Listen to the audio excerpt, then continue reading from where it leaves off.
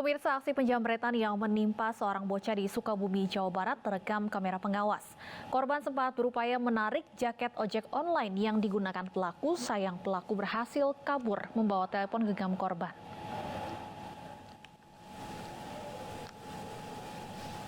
Kamera pengawas merekam detik-detik saat pelaku yang menggunakan atribut ojek online mengobrol dengan seorang bocah di Jalan Jembatan Merah, Kota Sukabumi, Jawa Barat. Saat korban lengah, pelaku merampas telepon genggam korban. Korban sempat berupaya menarik jaket ojek online milik pelaku namun berhasil kabur. Korban sempat terseret saat berusaha menarik pelaku. Kurang dari 12 jam pelaku berhasil dibekuk polisi di Jalan Pembangunan, Kota Sukabumi.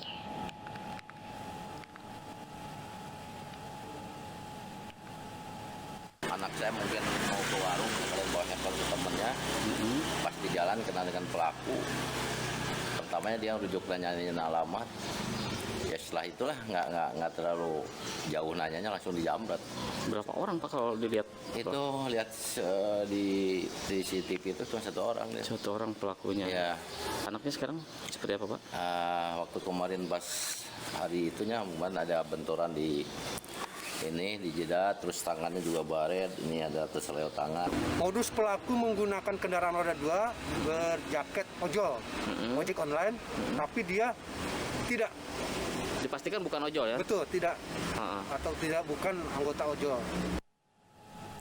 8 pemuda asal Konawe Selatan, Sulawesi Tenggara ditangkap polisi.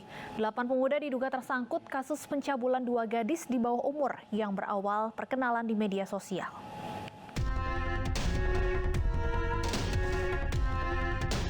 Delapan remaja yang berada di tempat cukur rambut di Desa Boro-Boro, Konawe Selatan ditangkap tim Besar 77 Satreskrim Polres Kendari, Sulawesi Tenggara.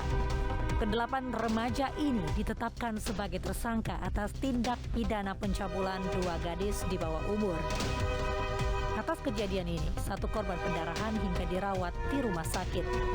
Polisi mengungkap modus pelaku berkenalan dengan korban di sosial media yang dilanjutkan dengan pertemuan di suatu tempat. Aksi tersangka telah dilakukan belasan kali sejak September hingga Oktober. Berkenalan ya melalui media sosial yaitu Facebook. Awalnya pelaku inisial A berkenalan terhadap korban inisial H.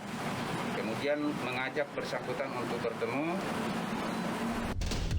Polisi mengamankan sejumlah barang bukti berupa pakaian dalam korban dan hasil visum dari rumah sakit. Para tersangka dijerat Undang-Undang Perlindungan Anak dengan ancaman pidana 15 tahun penjara. Dari Kendari, Sulawesi Tenggara, Febriono Tameng, iNews melaporkan. Seorang pria di Batang, Jawa Tengah ditangkap warga setelah mencabuli anak di bawah umur. Dari hasil penyelidikan sementara, pelaku sudah beraksi puluhan kali.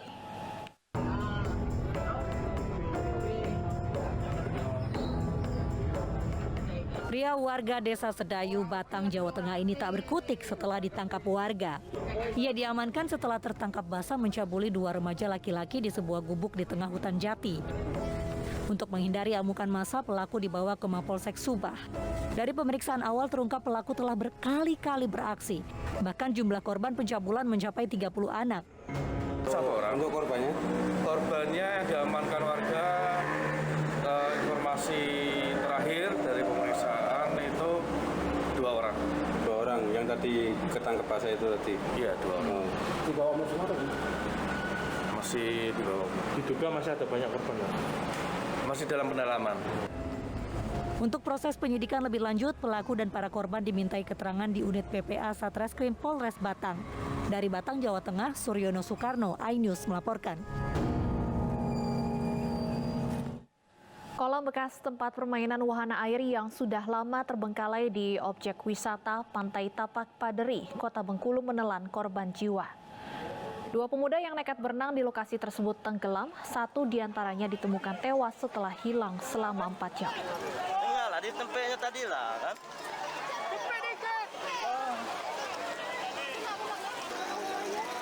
Tim SAR gabungan bersama warga menemukan jasad Agung yang sempat hilang usai berenang bersama rekan-rekannya di kolam air laut yang berada di tepi Pantai Tapak Paderi, Kota Bengkulu.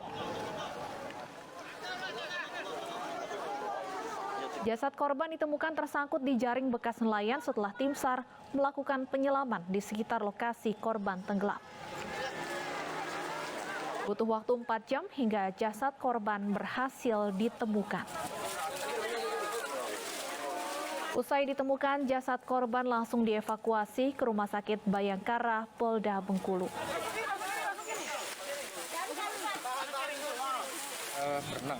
Berenang, bermain-main di kolam ini. Ada 6 orang, ya, 6 orang. Kemudian dua orang tadi tenggelam. Kemudian satu sudah berhasil diselamatkan oleh warga. Kemudian satu lagi masih dalam pencarian. Seorang penyuluh agama di Bolang, Mongondo Timur, Sulawesi Utara tega menyiram istrinya dengan air mendidih. Peristiwa itu terjadi setelah sang istri menemukan dugaan perselingkuhan suaminya. Memang cuma kita dengan dia di belakang itu, nggak ada orang lain. Arminda Kotalot, pria berusia 39 tahun ini harus diamankan sementara di Polsek Nuanga setelah dilaporkan istrinya atas kasus penganiayaan. Pria yang merupakan penyuluh agama ini diduga menyiramkan air panas ke tubuh istrinya. Peristiwa dilatar belakangi cekcok lantaran sang istri menemukan bukti perselingkuhan di ponsel suaminya. Akibat penyiraman, korban mengalami luka bakar dan harus dilarikan ke Rumah Sakit Medika Manado untuk mendapat penanganan. Memasak air di dapur untuk persiapan air minum kan.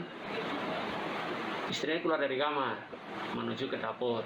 Tung tanya, mana HP? Tung dia kasih HP dengan tangan kiri. Tung bilang, pel dia itu perempuan, kata menurut istri. Pel apa HP? So pas itu toh, pak istrinya kata.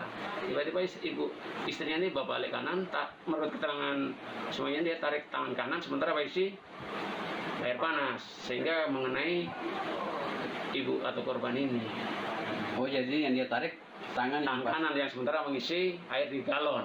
Menurut keterangan terlapor. Nah, untuk pelapor, karena sementara di Rumah Sakit Medika Manado, Kanit Reskrim bersama anggota dari kemarin sudah mengambil keterangan kan, mungkin nanti ini sudah ada hasil, kita akan gelar perkara. Ya, Bang, air panas itu kena di mana, Bang? Kalau dari yang luka itu dari kepala sampai di badan itu melepuh itu. Kemarin waktu setelah bikin laporan, kita antar ke Puskesmas, jam hampir subuh kita amankan itu suaminya itu. Hingga kini, polisi masih menyelidiki adanya unsur kesengajaan di dalam kejadian ini. Jika terbukti, terduga pelaku akan dijerat Undang-Undang Kekerasan dalam Rumah Tangga dengan ancaman hukuman 5 tahun penjara. Dari Bolang, Mongondo Timur, Sulawesi Utara, Risnan Labejang, iNews melaporkan. Selengkapnya terkait penyuluh agama menyiram istrinya dengan air panas, sudah bergabung bersama kami Kasat Reskrim Polres Bolang, Mongondo Timur, AKP Sahroni. Selamat sore Pak Sahroni. Selamat sore Mbak Sahroni. Baik Pak Sahroni, seperti apa sebenarnya kronologi kejadian ini?